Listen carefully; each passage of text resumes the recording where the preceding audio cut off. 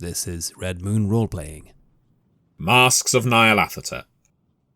Where last we left our investigators, they had split off in their own investigations. Madeleine Hopper was investigating the so-called Egyptian murders in London, while Shelby Shattuck had headed north into Derbyshire to investigate the brutal deaths, apparently following attacks from a vicious animal of some kind. Now, while Eddy isn't with us, we will be focusing on Bridgett's character of Madeleine Hopper, and a new encounter she'll shortly be having that will introduce us to a third member of our investigative troupe.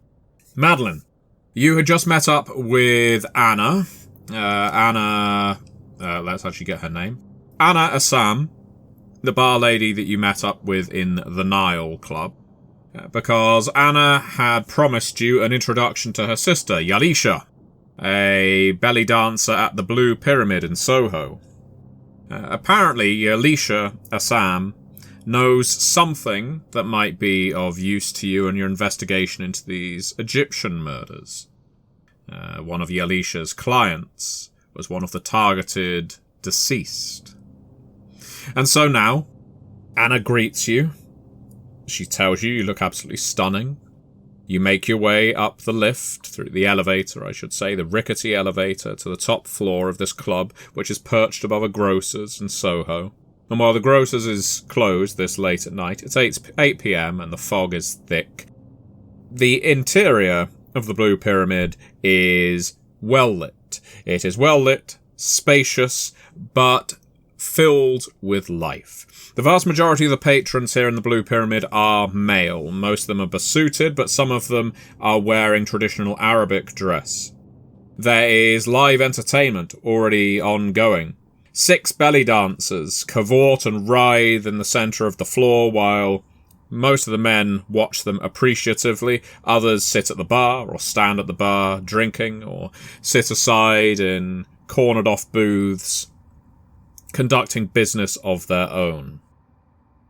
It's, of course, completely known to you, Madeleine, that there are parts of London where people stick to their own culturally. The exact same thing happens in New York as well, you know. Hell, you come from Harlem.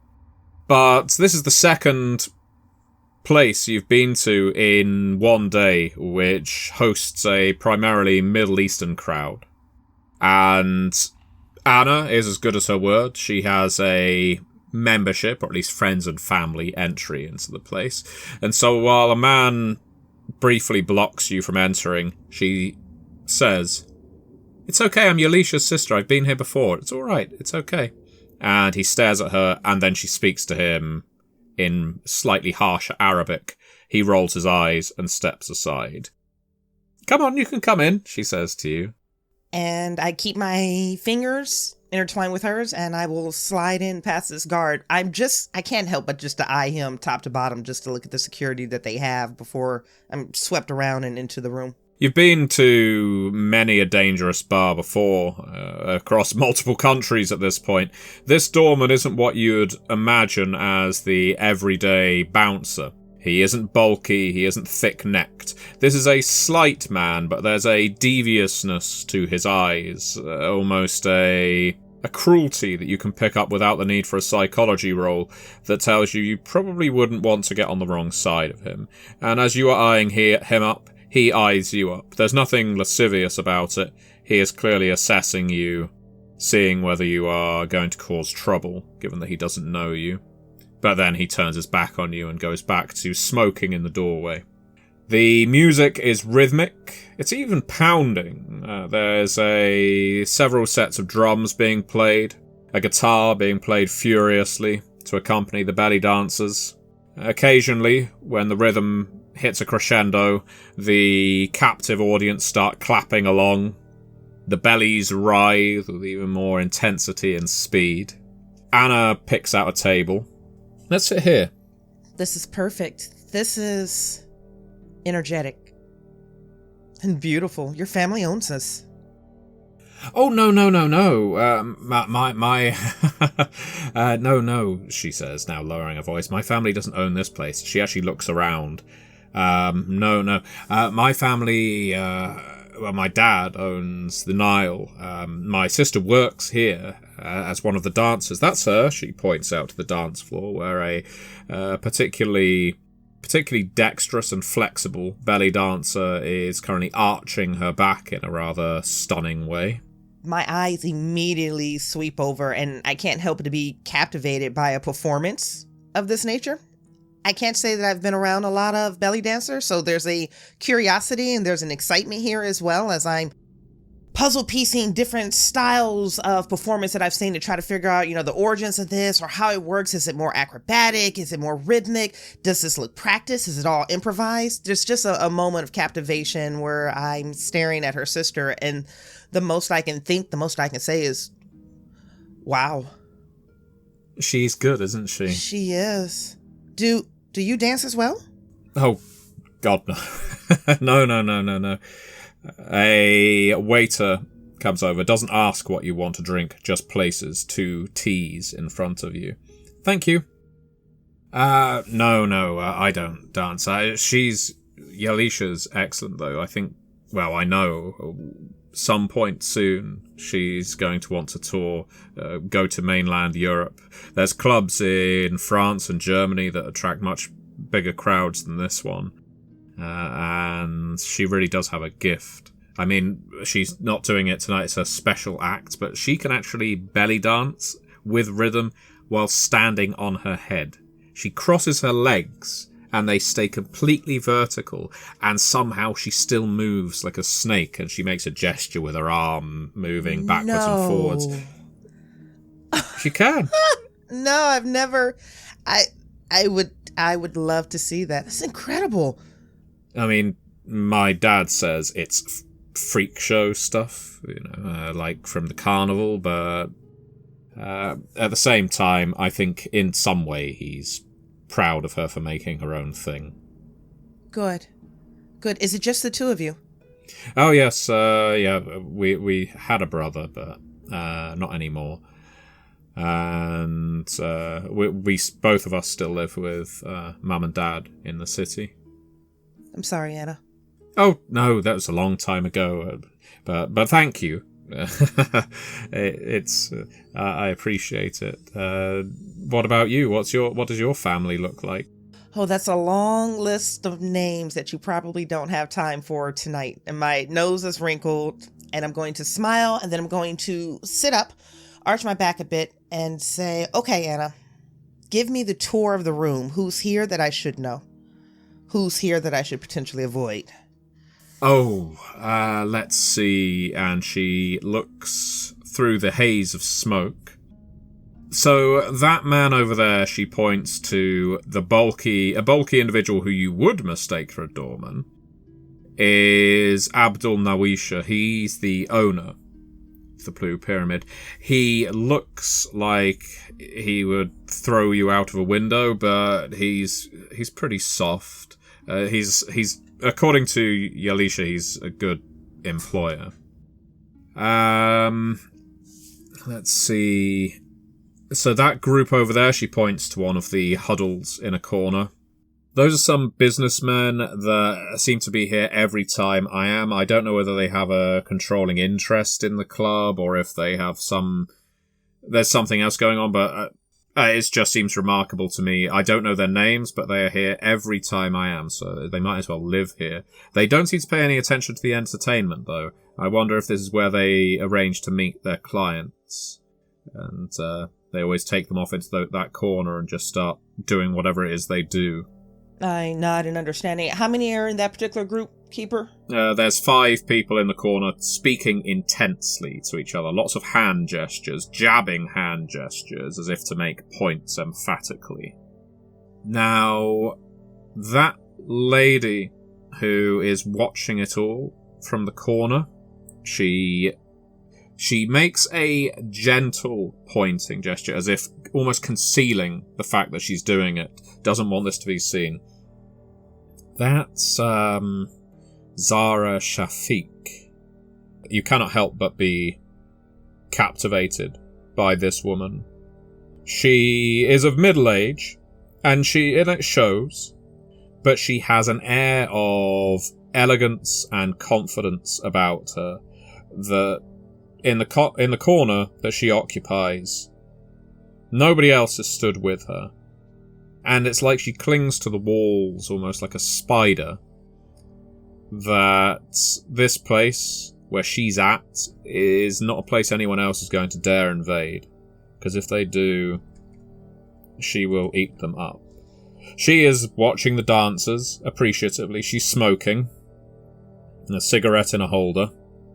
And you can't help but imagine there must be someone here who lights that cigarette for her. She doesn't seem like the sort of woman to do it herself.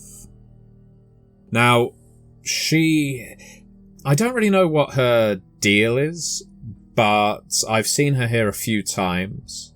Yalisha has always told me, if you see Zara Shafiq, occupy the other side of the room. I don't know if she's involved in something criminal, if she is, like a madam or something like that. But I don't know, she has this aura about her. From what I hear, she runs some kind of antique artifact place, something like that. So I don't know what it is that brings her here. Now, what do you think when you were told this about Zara Shafiq? The woman has a level sense of an aura of intensity and elegance. You never tell a person with unbridled curiosity that's an individual that you absolutely positively should not engage with, because that's like one of the best invitations that you can do. If this Zara Shafiq does have ties to the underground, if she deals in antiques and artifacts, I've been instructed to stay on the opposite side of the room, but she absolutely just hit my top 3 list of individuals to speak to. And finally, Anna points over at the door, or rather stares over at the door, and oh god, her hand goes to her forehead. Oh, what is it? Show me. You see that white guy trying to get past the doorman? My eyes immediately flicker to the door, anticipating amusement. That's Bertie Hill, Albert Hill. I've met him once before. He came in here a couple of weeks ago, was bustling around, harassing basically everyone, wanting to know about what happened to Gamil. Apparently they had some kind of business deal. Bertie, he runs an antique store as well in Camden, and Bertie apparently took shipment or paid on behalf of Gamil Amun, the guy who was murdered, for something pretty damn expensive, is my understanding. And then Amun ends up dead. And so Bertie, not being able to find him, comes to this club, because Amun is always here watching the dancers, and often associating with that crowd, the businessmen in the corner. And Bertie wants his money. He wants someone to pay him because he's out of pocket. And he near enough gets thrown off the ledge rather than sent back down the elevator. And it looks like the first lesson didn't take. And I'm so sorry. He's expecting who to pay this money? I'm guessing Amun's business partners, the men over there. Now, the doorman stares at you, Albert. The answer is no. You are not a member. You are still not a member. You were not a member then. You are not a member now. The amount of fuss you caused last time you were here got me in a lot of trouble. So if you want to leave this place without me breaking your arm, just turn around now, go back down the way you came up, and I will pretend I never saw you. I take a moment to step back and chew on the little toothpick I currently have in my mouth. I dust myself off, currently wearing my best cheap suit and cheap bowler hat. I am a man, late 20s, very large nose, very tall, trimmed, dark beard, dark haired. Not very handsome. For a moment, I consider the piece I have in its holster by my side. Under the coat, of course. I didn't bring it last time. I wasn't expecting to need it, but then I ended up getting thrown out quite roughly, and it pissed me off a little, if I'm perfectly honest with you. That said, I also admit I did lose my temper a bit too quickly last time. I don't like it when a deal goes sour right in front of me. I get quite tetchy, especially when I have bailiffs and bills to pay. But no, this time I'm going to try a different technique. And I smile and say, Now, I'm not here to cause any trouble, sir. In fact, if anything, I've come to make a humble apology. I've even bought the necessary apology present. And I briefly show a wad of £10 from underneath my coat to the owner for the inconvenience. Surely you'll let me give it to him. He looks at the wad of cash. He looks back at you. So you want for me to take you over to Mr. Noisha, allow you to give him this money, and then escort you back out again. Why not? Sounds like everybody would be happy then. Maybe I can even politely this time ask him what's happened to his good friend, Mr. Amun. As last time I didn't really get an answer. To be fair, my fault. I just got a little upset is all. The doorman looks at you as if you're a complete imbecile and says, Fine, eyes half closed. You come with me. Keep that money in your hand so they know why you are here. Of course. And I'll for a moment think how much easier this would be if I had my brother and some of his friends with me. But this is a classy place, and I am a classy man. I am. And I don't actually want to cause a problem at this Blue Pyramid Club. It looks very nice. But it would be so much easier. Never mind. The doorman takes you around the outside of the interior, which is to say not straight through the dance floor, where the belly dancers are still at work and the clapping is reaching its peak now. It is very loud. Nevertheless, Bertie, while many eyes are on the dancers, some eyes are drawn to you. Anna buries her face in her hands as if to anticipate something awful going down. Sir! Abdul's eyes are drawn away from the dancing. He stood behind the bar. He turns. He has to do a double take to look at you, Albert. What is he doing back in here? He brought you a gift. I do not care. I do not want his gift. He brought it in cash, sir. Abdul looks at you, Bertie, in your cheap suit. What is this gift? A little bit of compensation for the inconvenience that I did cause your establishment last time, and I show the £10, adding, and again, I humbly apologise for the way I behaved. I just wanted to know where Mr. Amun was. And to be fair, once I know, I'll happily never come here again to your beautiful establishment. He jabs the money that's on the bar with his finger, like a nail going through it, just to ensure you don't snatch it back, but also to make a point. You have heard by now, Hill, that Amun is dead. And no asking after him here is going to bring him back or get you your money. I had heard that, but you know what they say about the word on the street, better from the horse's mouth. I had nothing to do with his death. He snatches the money away now and stuffs it in his pocket.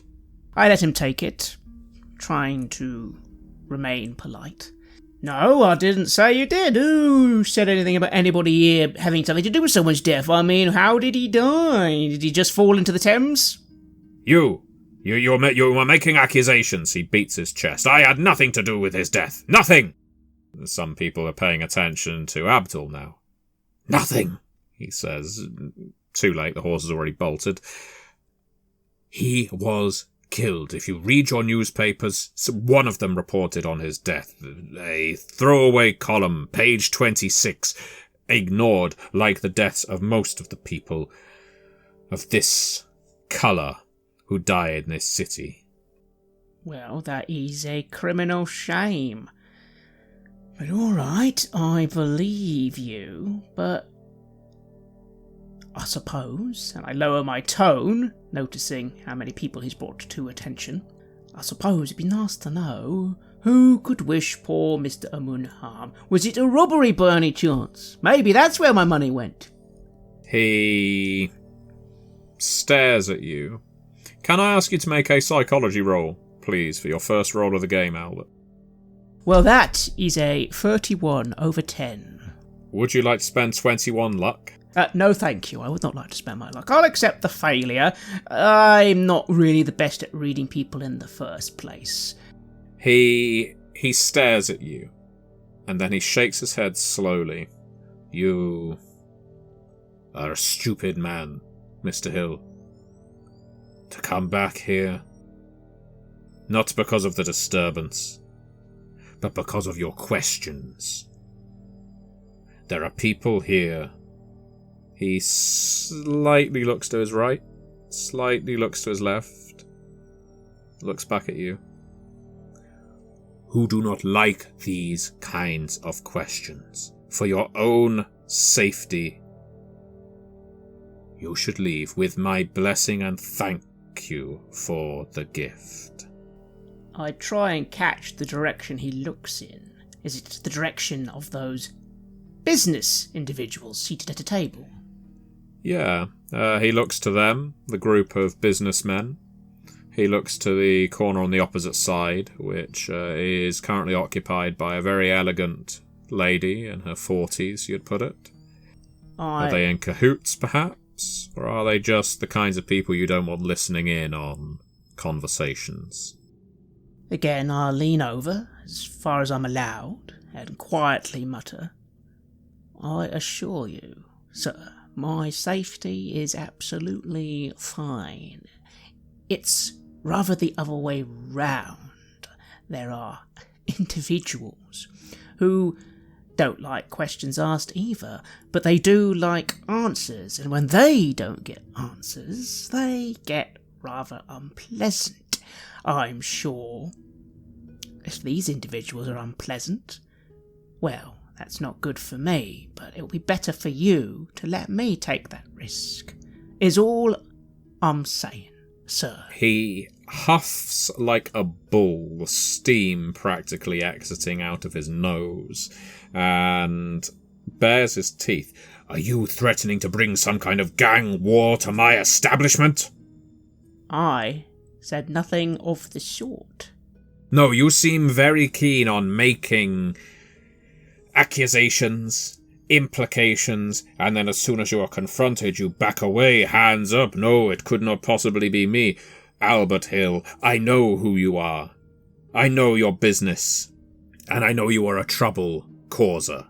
Well, if you know me, and you know my business, my eyes narrow slightly, then you'd know that getting rid of me by letting me follow the trail is the best way to then not have to deal with any consequences.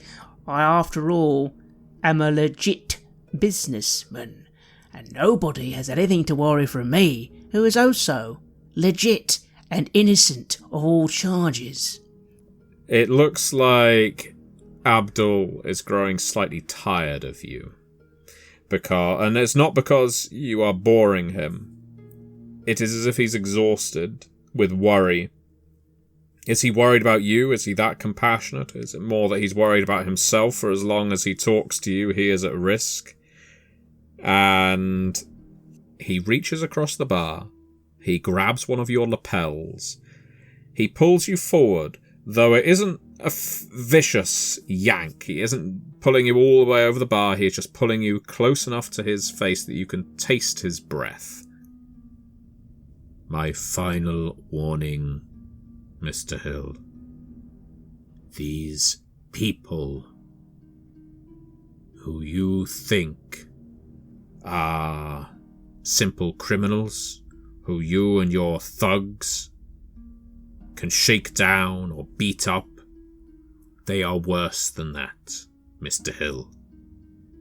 If you value your life and the lives of your loved ones, turn around. Leave. Go back to your antique shop. Accept the loss. Here, and he pulls the money out that you gave him. Take this. Put it towards the money you have lost from Amun. But I will not be speaking with you again.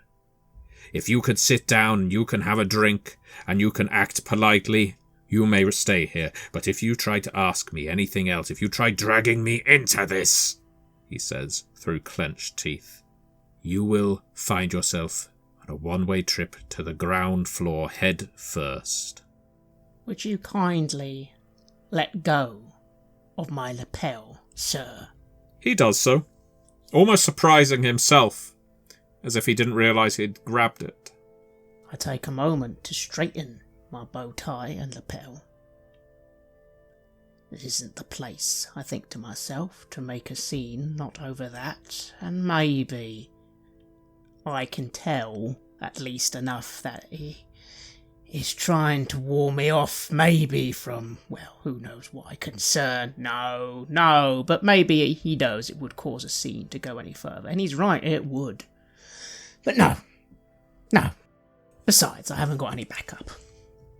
So I will say, I wouldn't mind a quiet drink. I guess our business is done, as you said.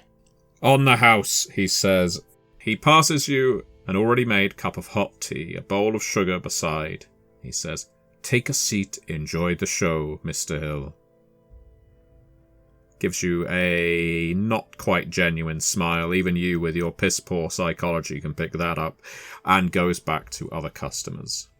And I will sit, enjoy my tea. It's not a bad cup at all. The establishment is a little odd. I can't see the girls in the East End doing this sort of thing. I don't suppose it's bad, though. He certainly could use some better decor. The irony being that I could have helped him with that, but no, there will be no business with Mr. Abdul. But maybe I can still keep an eye on these individuals he was looking at. I don't doubt that they are unpleasant people. After all, if they've murdered someone, they're murderers. And I like to stay out of that sort of thing. But I do know some bad people myself, and I know other things. Yes, I do. The war. None of us came back the same from that after all. But for the moment, I will enjoy the tea. There aren't many places to sit. You could stay at the bar if you think that would be your best perch. There's a table with two young women at, where there's spaces around it. The tables are quite large, and it doesn't seem like everyone who's sat in this bar is sat with people they know. A lot of people are just sat down to watch the entertainment. So you could make your way over there. I won't be bothering two nice ladies, but if there's space, at least I don't have to worry about them trying to throw me out a window. Not yet, anyway. Anna and Madeline, you have been making small talk. And then she shields her face again. Oh God, he's coming over here, here. No, wait for it. Keeper, just slightly back in time. May I have watched this entire encounter as like a singular live entertainment display? With full predictions, I was like, nope, that bouncer's gonna throw him out. Oh, nope, he might get dragged behind the bar. Oh, nope, they're not buying it. Just like the entire situation has my full curiosity and attention, mostly from an amusement standpoint. But I'm predicting, I'm playing, I'm following patterns. But most importantly, I would absolutely love to gauge the reactions of that group of businessmen, and then also Miss Shafiq. Yeah, just to see how they're responding or reacting or watching at all. Well, watching the escapades of Bertie Hill is definitely something you can do without needing a roll. And likewise, you can pick up that at points during this exchange, a couple of the energetic businessmen do pay attention to the exchange. One of them really takes the measure of Hill. Zara Shafiq, likewise, her eyes are drawn from the belly dancers, which seems to irritate her because she scowls in the direction of Albert Hill. And then she makes eye contact with one of the businessmen. She makes a gesture of 2 fingers to her throat. A V shape. 1 finger either side of the windpipe. Can I ask you to make a listen roll? This is going to be whether you picked up any of what Hill was discussing. Over the sounds of music, over the sounds of Anna nattering away. No, unfortunately, this is a 94 over a 25. I almost gave you a fumble. So close. Would you like to spend any luck? Nope, I'm going to decline on this one, Keeper. Thank you so much. And so, we come back to the present. Oh god, he's going to sit here, he's coming over. Oh, he is. He's almost here, and he'll be arriving in 3, 2, radiant smile comes across my face. Good evening. Evening, love. And I'll sit slightly away from them, as I don't want to bother them. Take out a cigarette, light it, start smoking, and just mutter to myself, half within hearing, "Oh, this over bloody Persian carpets." Is that what got you thrown out last time? Persian carpets? Hmm? And I smile playfully. Anna buries her face again because now you're interacting with this social pariah. Huh? Oh, something like that, love. Business gone bad. Sometimes that's how things go. I puff on my cigarette. There's a loud round of applause. The dancing has finally concluded. The girls disappear one by one, fluidly, into a back room. The lights come up a little, but that doesn't stop the drinking and smoking and chatter. In fact, the chatter only increases now. The music is played lightly. The drummer and guitarist are not given the night off just because the dancers have concluded their act. Yalisha, Anna says, addressing you, Madeline, will probably be out soon. She's going to get dressed, I imagine. Perfect. Should we have anything here for her? Is she going to be performing again tonight? I don't know how this works. Usually I think there's 2 or 3 performances a night. This is probably the first one because it's still quite early. I'll get up and get us some fresh drinks. Okay. Thank you. Thank you, genuinely, for everything. Oh, it's her mood, which is obviously worried based on Bertie's presence, does find itself tempered by your kindness, and she smiles and says, I'll be right back, don't worry. Okay. And as she exits this table, this booth, and departs, there's an aura around me that is very much fixated on the pariah in the room, the elephant in the room, this new neighbor that has seated himself next to me. Sometimes the universe does provide, but how you interact with these provisions needs to be approached carefully. I don't know what that hand signal meant, and I'm almost afraid to ask Anna in this environment. But I've been around these types enough. I am these types enough to know that he's been marked for something. Now, is it death? Is it observation? I don't know. But before he dies, I should really try to get anything I can off of him. So, you were kicked out, was it just last week, and you're back already? That speaks to your tenacity. I consider you for a moment, curiously, slightly on guard. I say, yes, I was kicked out last time. But what can I say? They saw this charming mug and thought I have to be let back in.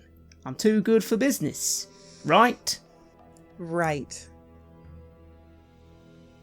I'm Madeline Hopper. You're not from around here, are you? No? Can you guess where I am from? American, right? That accent. A sly smile just inches across my lips. Yes. And you are from? Whitechapel. Familiar with it? No, I've heard of it, but I've never visited. Lovely place. Lovely. Nice bit of the East End. East End's the best part of London, in my humble opinion. So what brings an American to London town? You... here with your husband or something? No. I'm here with a group of friends. We are exploring the city. It's a beautiful place to explore. It is. Some parts, anyway. Well, if you find yourself in the mood for a souvenir, I will reach into my pocket and take out a card with the words Hill Antiques and an address in Camden Town, all very boldly printed, over to you. I can get you some of the finest London antiques this side of the Thames. It's a bit pricey, of course, but, well, you'll be the talk of the town when you go back to America. I hear they love old stuff, because they ain't got any. I will meet him halfway on that joke as I'm turning the card over in my hand. Antiques. You mentioned rugs. Do you specialize in furniture, jewelry, coins? I specialise in a little bit of everything. I have what you call a diverse portfolio. I can get you furniture, I can get you rugs, I can get you books. On the books. Other interesting things from across the waters. I wiggle my fingers a little at that. Is that what you were getting for Camilla? Rugs? Persian rugs? Yes. Apparently, anyway. Allegedly, some very old ones. All the way back from the 12th century, actually. You've heard what happened to him? I wrinkle my nose, chew on my cigarette. They say he had gone and got himself murdered, although the papers are quite quiet on the how, and the host here also very quiet. Quite keen to say it nothing to do with him, which probably means, I lower my voice, it definitely had something to do with him. I'm not here to cause trouble, I just want to know where my money is, or the rugs. Here's another tea. Thank you, Anna. I got one for you, Mr. Hill, seeing as you're now sitting with us. I mean, you really shouldn't have, love, but thank you. I'll tip my bowler hat. Mr. Hill, do you mind if I call you Albert? Sure, why not? Well, I mean, we've met once before. We have, so. yes, sorry, I remember you. I apologise for my early behaviour. I acknowledge I get a little angry sometimes when people try to part me from rightfully earned money. Well, I guess that should make us best friends, given I just bought you a drink.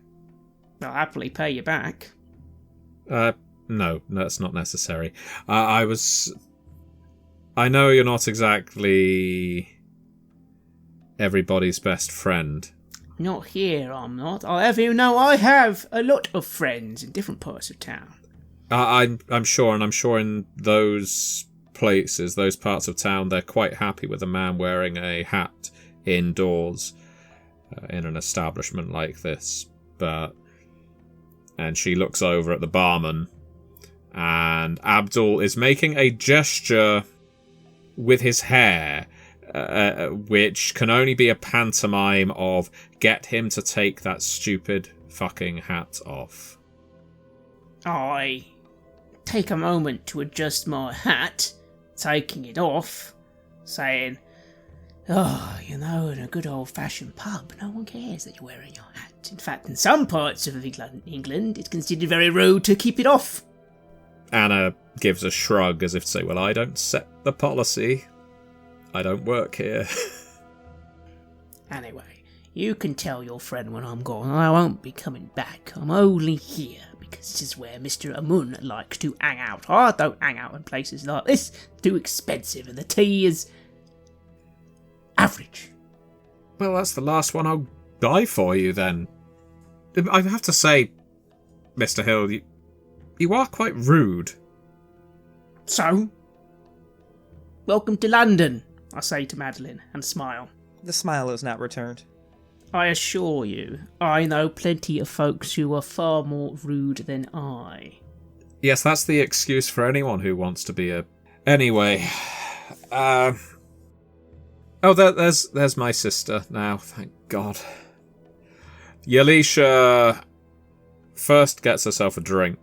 She seems quite happy, quite buoyant, because she has just successfully performed and been quite heavily tipped. And while this isn't tipping in the same way as, let's say, a pole dancing club would be, she is routinely sent cash backstage from people who particularly enjoyed the performance, usually to book her for private showings at later dates and things like that. Everything was so much more formal in the 1920s. And she saunters over, is probably the best way to put it. Smiles at Anna. Anna gets up, gives her sister a hug. They kiss each other on the cheeks. Yalisha is about to say hi to you, Madeline, and then she sees Bertie there. You didn't tell me you were bringing two people to see me, Anna. Oh, no. Madeline is my friend. This Madeline is my friend. And she kind of waves at Bertie and say, he is not. Oh, well, pleased to meet you, Madeline. I'm Yalisha. I'm actually going to stand to my feet and extend a hand. Yalisha, thank you for your time this evening. I appreciate it. I know that you hear this probably every night, but you really are exceptional on the dance floor. Well, thank you. I practice a lot when I'm not working. I'm practicing, so I guess I'm always working. It shows. Please, if you would like to join us. I can for a little while. I've got to perform again in an hour or so, and I've got some people to meet in the dressing room, but sure. And she sits down, and she looks at Bertie again. You're that guy who got thrown out of here, aren't you? That's an in-character laugh as my hand comes over my mouth. I try to suppress it, but it's just there. You know, it's funny, you can do a lot of stuff in London and no one gives a toss. You get thrown out of one establishment once and suddenly you're the talk of the town. Or rather, the talk of that one establishment. Yes, I assure you, this will be my last visit here. And she leans forward. What was it you got thrown out for?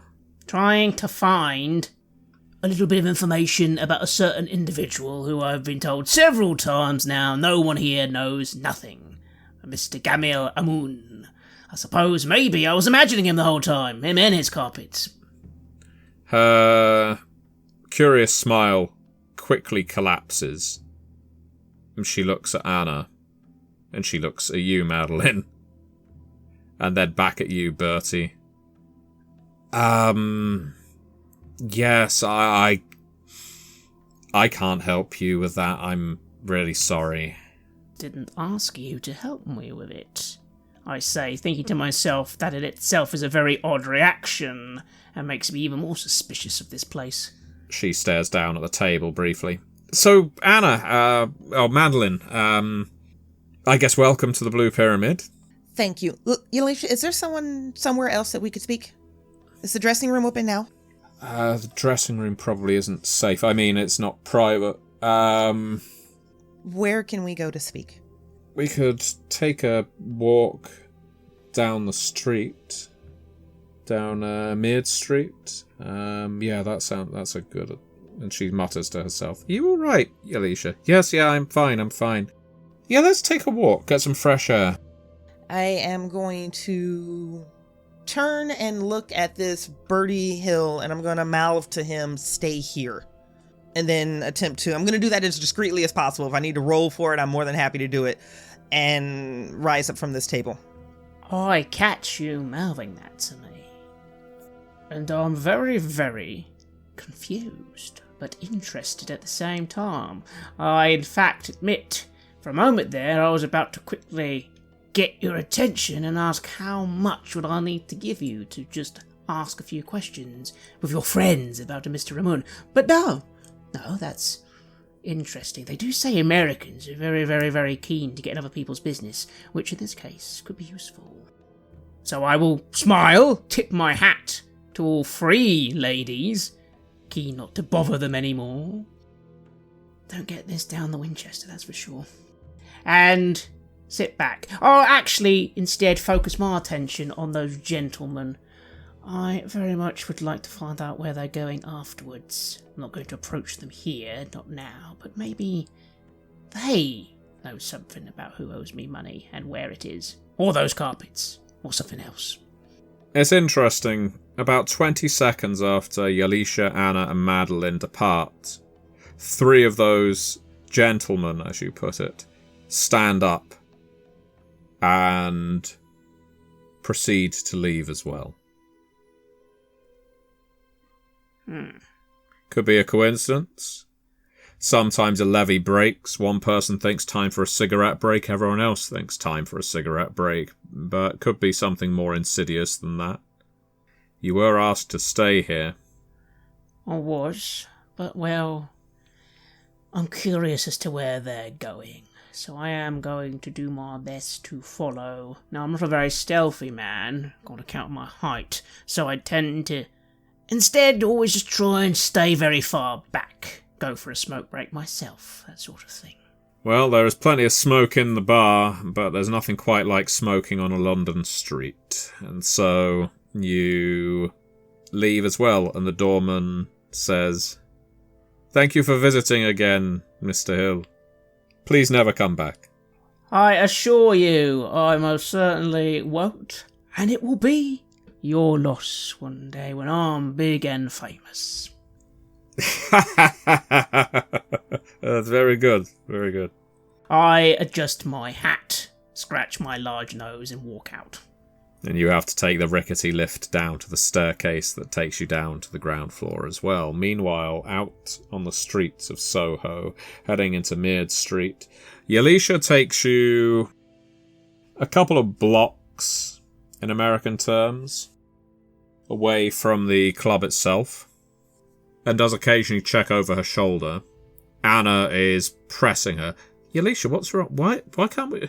I brought Madeline to the club so we could have a conversation in a nice place. Yalisha, come on!" And that's when Yalisha shushes her. Okay, I'm sure this is far enough. Mid Street is fairly well known for its arches. It is a partly covered street. Lots of places you can hide in, alcoves along the sides of buildings. And whether Yalisha had this in mind or not, she ducks into one of these archwayed alcoves, cloaking herself in shadow, and then she lights a cigarette of her own. Seems everyone is smoking. Gamil Amun? Anna? Really? I didn't invite Hill along. I told you you shouldn't ask about him. Yeah, well, Madeline here, she came to the Nile and was asking questions about the murders. And I thought because you knew Gamil, you might be able to help her. She's like somewhere between a PI and a journalist. I don't need to speak for you, Madeline, I'm sorry. No, I don't. So I apologise for my sister right now. Anna looks embarrassed. Yalisha just shakes her head. I don't like intruding on family matters, especially between sisters. That bond is sacred. And given the fact that your sister has agreed to meet with me speaks to her courage and the strength of your relationship. But the fact that she's let us here tells me that she's scared. Have I put you in danger by asking questions, Yalisha? Are you scared? She takes a deep draw on that cigarette and then just drops it to the ground, stamps it out. Long exhale. No more than I was yesterday or the day before, I'm sure. It's not like you were going around the club like that idiot Hill. I swear he's going to get himself killed. That looks likely. A terrible coincidence. I haven't met him before this evening. But in transparency, I'll likely be following up with him. It looks like we're possibly asking the same line of questions. Well, you're putting a great big bullseye on your head if you do. Look, have you heard of the Brotherhood? The Brotherhood of the Black Pharaoh? That's them. It's like a thuggy cult or I guess just like a gang of criminals. I think they've got some religious element to them. I don't know what. I'm not a part of all that. But word is, and this was what the dancers were saying, Amun was. And they are bad news. They have been doing some wicked stuff. I mean, she looks down, she pinches her nose. Do you remember Badru, Anna? Yeah, he was your boyfriend for a while. Well, I didn't call him my boyfriend, but sure, he was the guy I was with for a while. You never asked where he ended up? Where he is now? Well, no, because well, I'm passing no judgment, but it's not like you go steady with these men in your life.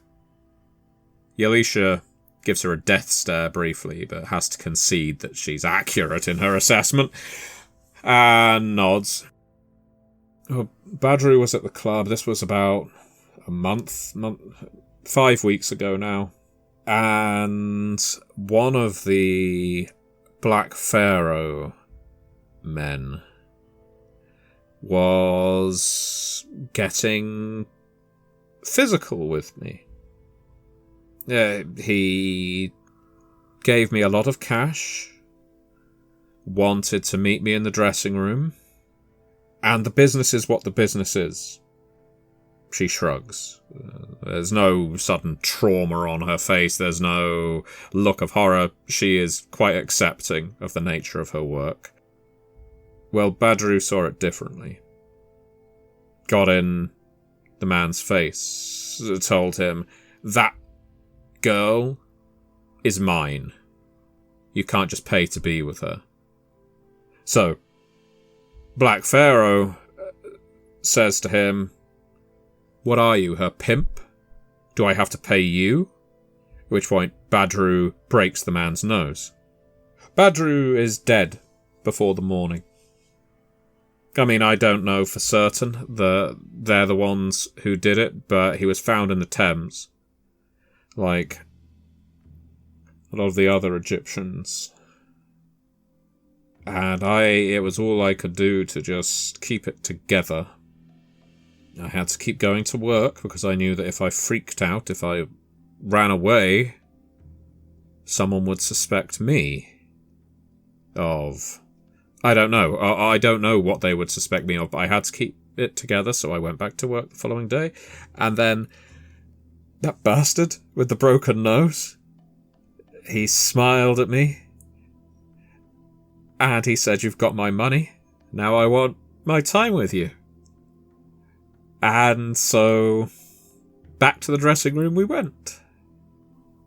So, Amun was one of them. So you've got to understand, I'm not all that cut up about his death. But I don't know who is killing who, why they're killing who they're killing.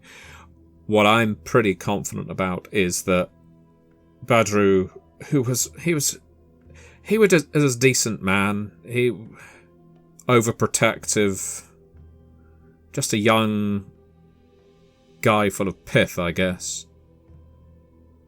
A little too much vinegar, and crossed the wrong person.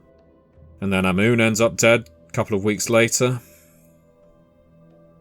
Excuse my language, Madeline, but it's pretty fucked up. It is, Alicia. It is. You don't know me, but for what it's worth, for everything that it's worth, I'm sorry. It's... like I said, it's the work. And she gives you a very thin smile. Now, back a ways, about a street away. Bertie, you follow the three gentlemen in their crisp black suits, who descended from the Blue Pyramid. And your suspicion was quite correct. They are heading in the same direction as these three women. But just as you are pausing to remain out of sight, they are doing likewise.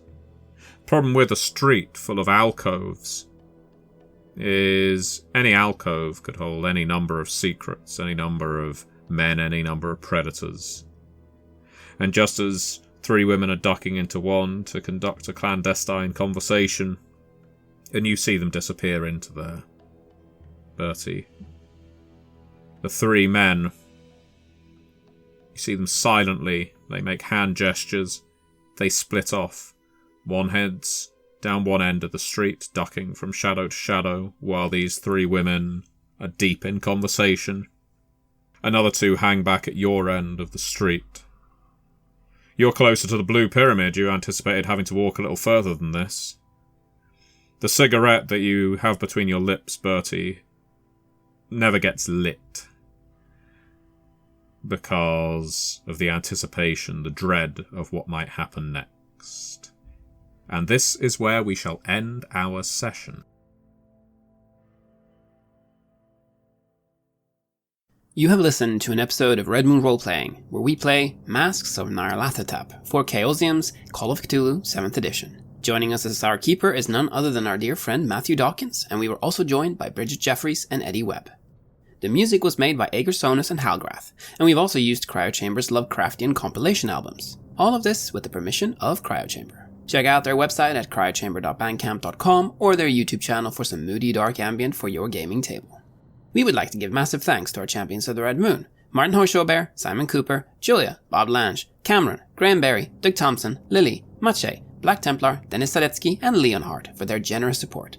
You would of course also like to thank all of our other patrons. Without your support, this show would not be possible. If you want to support our work, please check us out on Patreon. You can get access to bonus campaigns for Cult of the Lost, Call of Cthulhu, Warhammer Fantasy Roleplay, and Warhammer 40k Imperium Maledictum there. And you can also get early and raw access to all of our recordings, and hear your name read on the show as a champion of the Red Moon, as well as even play some Cult with us. Most importantly, that support is what keeps the show going, so do check us out there. Thank you again for listening, and remember, I am the last. I will tell the audient void.